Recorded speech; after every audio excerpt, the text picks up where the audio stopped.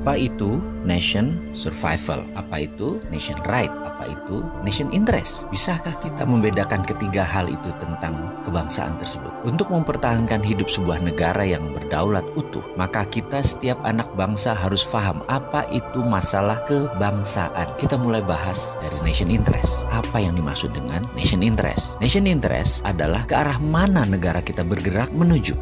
Sebentar, kita ini jangan-jangan ditanya nation itu apa, state itu apa, atau dalam bahasa Indonesia bangsa itu apa, negara itu apa, nggak ngerti ngebedainnya. Betul ya? Masih bingung? Kita bahas lebih dalam. Bangsa Indonesia itu jadi lebih dulu dari negara Indonesia. Bangsa Indonesia itu jadi lebih dahulu ketika Sumpah Pemuda tahun 1928 dengan mengatakan berbangsa satu, bangsa Indonesia. Maka sejak saat itu jadilah bangsa Indonesia. Sementara negaranya, negara Indonesia baru jadi setelah 17 Agustus 1945. Baru ada yang namanya NKRI. Baru ada negara atau state. Bangsa atau nation itu ada haknya, ada right-nya. Dan ini yang harus ditegakkan. Bagaimana menegakkan nation interest? Dalam jangka panjang, kita ini harus memiliki sistem bernegara yang kuat. Kita ini harus memiliki sifat bangsa yang penuh dengan kompetensi. Salah satu pentingnya bernegara adalah kita memahami prinsip bernegara. Yang membedakan negara Indonesia dengan Singapura, yang membedakan Indonesia dengan Cina, yang membedakan Indonesia dengan Amerika adalah prinsip bernegara masing-masing. Ada value yang ditanam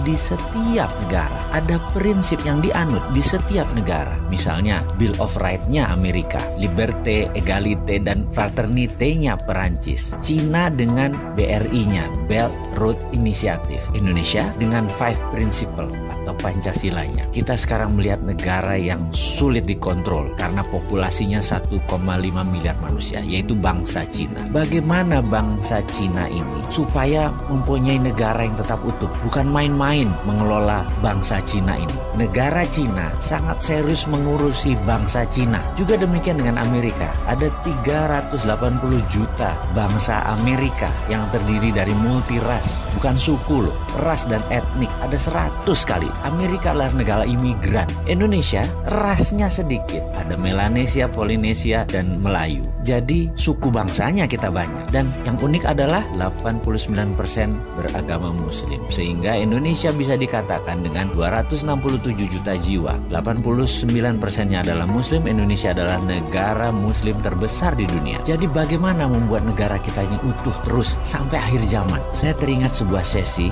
dikala saya masih aktif di sebuah lembaga negara urusan pertahanan. Kami diperlihatkan, ditontonkan film dokumenter yang sangat menarik. Film ini adalah bagaimana Cina membangun doktrin bernegara masuk ke bawah sadar anak-anak bangsa Cina. Diperlihatkan melalui kamera CCTV di video tersebut di sebuah tempat penitipan anak. Karena kala itu banyak sekali suami istri yang bekerja di Cina dan anak sematawayangnya dititipkan di tempat penitipan anak milik negara. Anak itu usianya berkisar 3-5 tahunan. Ketika mereka habis makan siang, mereka pun tidur siang secara bersama-sama. Kira-kira jam 1-an kira-kira. Dan baru terlelap 15 menit lalu disetel lagu kebangsaan Cina. Ajaib, anak-anak itu bangun berdiri tegak sikap sempurna. Walaupun matanya tertutup, badannya doyong-doyong. Sampai lagu tersebut berakhir kira-kira 1,5 menitan. Lalu mereka melanjutkan tidur lagi. Dan ini bagi saya luar biasa sekali. Lalu ada di sesi lain. Mereka kan tinggal di rumah susun, yang apartemen itu. Di mana di sore hari banyak anak-anak lagi main basket, main bola, main tai chi, dan beragam aktivitas sore. Pada pagi dan siangnya, di tiang-tiang itu dipasang speaker toa banyak oleh sebuah tim. Ketika puncak kegiatan mereka kira-kira jam 5 sore, kembali diperdengarkan lagu kebangsaan Cina. Apa yang dilakukan? Anak-anak tadi yang lagi lari, lagi bergerak, tahu-tahu anak-anak itu semuanya diam,